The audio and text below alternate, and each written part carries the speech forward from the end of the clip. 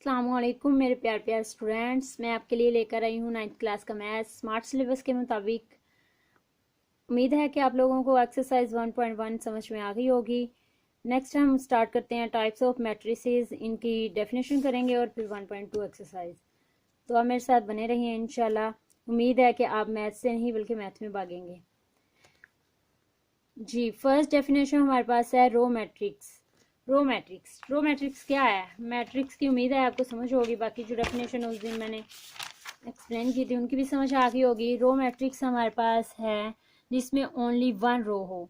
तो हमारे पास जैसे 1 2 3 लिख लेती हूँ यहाँ पे मैं, तो ये हमारे पास रो इसमें कितनी है 1 एंड कॉलम कितने हैं 3। तो वन रो है ओनली, इसलिए हम इसको क्या कहेंगे? Row matrix. और सेकंड है कॉलम मैट्रिक्स। कॉलम मैट्रिक्स की भी इजी सी डेफिनेशन है जिसमें ओनली वन कॉलम हो। ठीक है, इनके तो नाम ही इनको डिफाइन कर रहे हैं। जैसे कि रो का भी रो आ गया तो सिंगल रो जिसमें होगी ओनली वन, और जिसका कॉलम मैट्रिक्स आ गया तो जिसमें ओनली वन कॉलम हो। तो दूसरी चीज़ें जितनी मर्जी हो जाएं, रो हमारे पास 1 है 2 है एंड 3 है, तो इससे कोई फ़र्क नहीं पड़ता। हाँ, अगर हमारे पास ये आ गया तो ये कौन सा मैट्रिक्स होगा? आप देख रहे हैं इसमें ओनली वन रो है एंड ओनली वन कॉलम है, तो इसको हम रो एंड कॉलम दोनों मैट्रिक्स कह सकते हैं ना। ठीक है ना। तो ये हमारे पास नेक्स्ट डेफिनेशन है रेक्टेंगुलर मैट्रिक्स। रेक्टेंगुलर मैट्रिक्स क्या है? रेक्टेंगुलर मैट्रिक्स वो मैट्रिक्स हैं जिसमें रोज एंड कॉलम्स की नंबरिंग सेम ना हो। तो हमारे पास जैसे फर्स्ट हमने रो मैट्रिक्स की एग्जांपल दी हुई है। तो आप देखें इसमें only one row and 3 column है, तो क्या इनमें नंबरिंग सेम है रो एंड कॉलम की? रो एंड कॉलम की नंबरिंग सेम नहीं है, तो ये क्या कहलाएगा? Rectangular matrix. जैसे ये हमारा सेकंड जो कॉलम वाला हमने एग्जांपल ली हुई है कॉलम मैट्रिक्स, इसमें भी आप देख रही हैं रोज 3 है और कॉलम 1 है, इसमें भी रो एंड कॉलम की नंबरिंग सेम नहीं है, तो ये भी हमारे पास क्या कहलाएगा? Rectangular matrix. नेक्स्ट है स्क्वायर मैट्रिक्स। स्क्वायर मैट्रिक्स वो मैट्रिक्स है जिसमें रो एंड कॉलम की नंबरिंग सेम हो। जैसा कि हमने ये जो मैट्रिक्स लिया हुआ है, इसमें रो भी क्या है 1 और कॉलम भी क्या है 1। तो आप देख रहे हैं कि इनकी नंबरिंग सेम है ना, जितनी रोज हैं उतने ही कॉलम है। ये 1 1 है, तो इसलिए इसको हम क्या कहेंगे? Square matrix. ठीक हो गया, ये हमारे पास स्क्वायर मैट्रिक्स आ गया।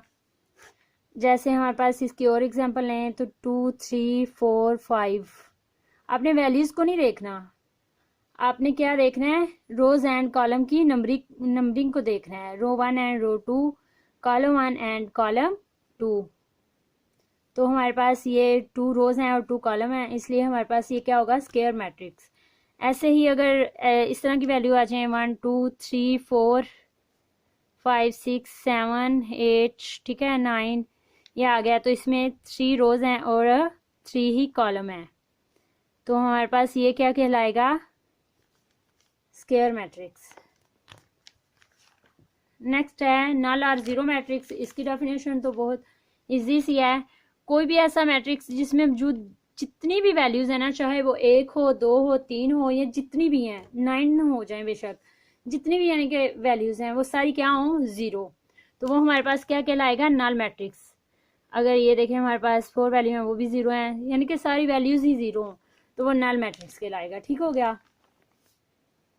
इसके बाद है ट्रांसपोज ऑफ अ मैट्रिक्स। ये हमारे बल्कि डेफिनेशन में नहीं है लेकिन नेक्स्ट क्वेश्चंस में यूज होगा ये ट्रांसपोज। नेक्स्ट हम पढ़ेंगे negative of a matrix. Negative क्या है? अगर हमारे पास कोई ए मैट्रिक्स है 1 2 0 5 फॉर एग्जांपल, ये है, साथ में किसी एक के साथ माइनस का साइन यूज कर रही हूँ, तो नेगेटिव इसका क्या होगा? मैं इधर लिखूंगी -a, तो इट्स मीन हमारे पास मैट्रिक्स में जितनी भी वैल्यूज है ना उनके साइन चेंज हो जाएंगे। जो प्लस है वो माइनस हो जाएंगे, जो माइनस है वो क्या हो जाएगी? प्लस। तो हमारे पास आ जाएगा -1 -2 और माइनस का है तो +5, और जीरो पे कोई इफेक्ट नहीं इसका होता है, इसलिए क्योंकि ये ऑलरेडी जीरो है तो क्या फर्क पड़ेगा, इसलिए हम जीरो लिख देते हैं। ठीक है, ये हमारे पास नेगेटिव आ गया।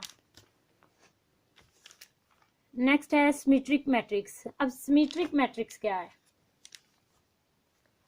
सिमेट्रिक मैट्रिक्स ऐसा मैट्रिक्स है कि जिसमें ए का ट्रांसपोज इक्वल किसके आ जाए, ए के। यानी कि ऐसा कोई भी मैट्रिक्स उसका ट्रांसपोज भी लिया जाए तो आंसर वही आए जो कि पहले था, उसका कॉलम जैसा था। हमारे पास जैसे कि ए मैट्रिक्स हो तो आपने इसकी एग्जांपल खुद भी बना सकते हैं, इजी सी है, बस थोड़ा सा समझने की ज़रूरत होती है। देखें जैसा कि हमारे पास ए मैट्रिक्स है, यहाँ पे आप कुछ भी वैल्यू लिख लें, इस डायगोनल में कुछ भी लिख लें, लेकिन यहाँ पे जो आपने वैल्यू लिखनी है ना वो सेम होनी चाहिए। हमारे पास जैसे मैं इधर लिखती हूँ 5 तो इधर भी क्या आएगा 5, ठीक हो गया। अब मैं इसका ट्रांसपोज लूँगी तो आप देखिएगा कि सेम आएगा। ए ट्रांसपोज लूँगी, ट्रांसपोज का मतलब होता है कि ये हमारे पास जो रोज़ है ना वो किस में चेंज हो जाएंगे, कॉलम में, और जो कॉलम है वो ऑटोमेटिकली रोज़ में चेंज हो जाएंगे। लेकिन चलें हम रोज़ को कॉलम में चेंज करते हैं। ये रो है 1 एंड 5 तो मैं इस साइड पे लिख लूँगी 1 एंड 5। इसी तरह अब इस रो को उठा के मैं इधर लिख लूँगी 5 एंड 2। तो आप देखें हमारे पास जो ए था वही हमारे पास ए ट्रांसपोज आया है, ये देखें सेम है ना, इसलिए यहाँ पे हम लिख सकते हैं ना ए ट्रांसपोज इक्वल है ए के। तो ऐसा कोई भी हमारे पास इस तरह आया ए ट्रांसपोज इक्वल है ए के तो वो क्या होगा, सिमेट्रिक मैट्रिक्स, ठीक हो गया। नेक्स्ट हमारे पास है डायगोनल मैट्रिक्स। अब डायगोनल मैट्रिक्स कौन से मैट्रिक्स हैं? डायगोनल मैट्रिक्स ऐसे मैट्रिक्स हैं कि जिसके डायगोनल में कम से कम एक वैल्यू ऐसी हो जो जीरो के अलावा हो। लेकिन इसका ये हरगिज मतलब नहीं है कि तीनों जो वैल्यू हैं वो जो बाकी दो वैल्यू हैं वो जीरो हो जाए या बाकी एक जो वैल्यू है वो जीरो हो जाए, क्योंकि जब हम डायगोनल ऐसे कुछ भी मैट्रिक्स लिखेंगे या तो 2 वाले होंगे तो या 3 वाले होंगे।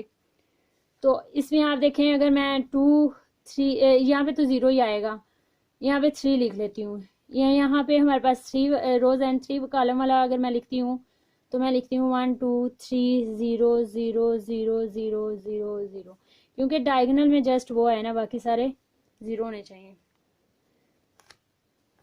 तो आप ये एग्जांपल देखें जरा।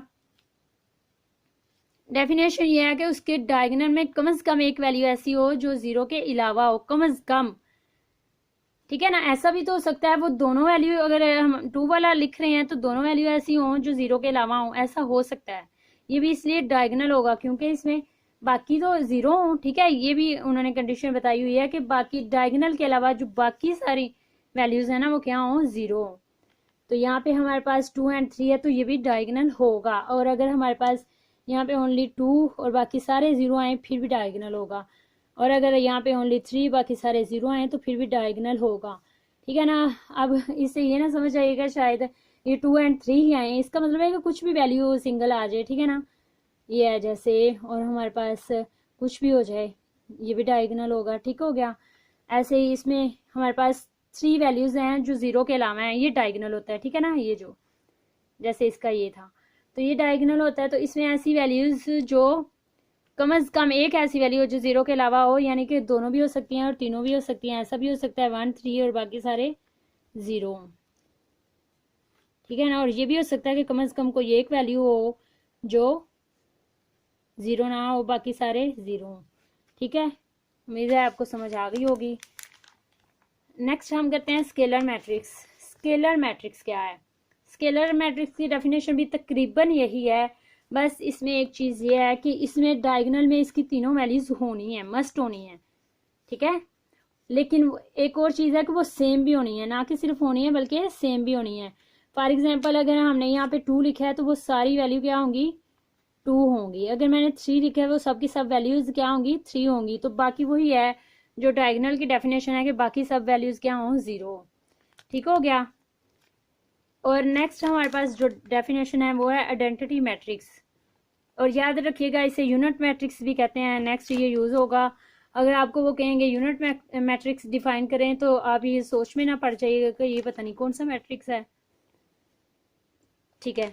तो हम इसकी डेफिनेशन ये है कि ये भी सेम स्केलर मैट्रिक्स की तरह ही है, लेकिन इसके डायगोनल में हमेशा 1 आएगा, ओनली 1, कोई और वैल्यू नहीं आएगी, जस्ट क्या आएगा, 1 आएगा। तो यहाँ पे हम क्या लिखेंगे, 1 1 1 जिसके डायगोनल में होगा और मस्ट होगा। ऐसा नहीं हो सकता कि यहाँ पे 0 आ जाए बाकी 2 जो है वो 1 आए। डायगोनल में हमेशा क्या आएगा, 1। तो वो क्या होगा, आइडेंटिटी मैट्रिक्स या यूनिट मैट्रिक्स। ठीक हो गया। उम्मीद है आप लोगों को ये डेफिनेशन समझ में आ गई होंगी। नेक्स्ट हम मिलते हैं 1.2 एक्सरसाइज के साथ। मुझे दुआओं में याद रखिएगा। ओके, अल्लाह हाफिज़।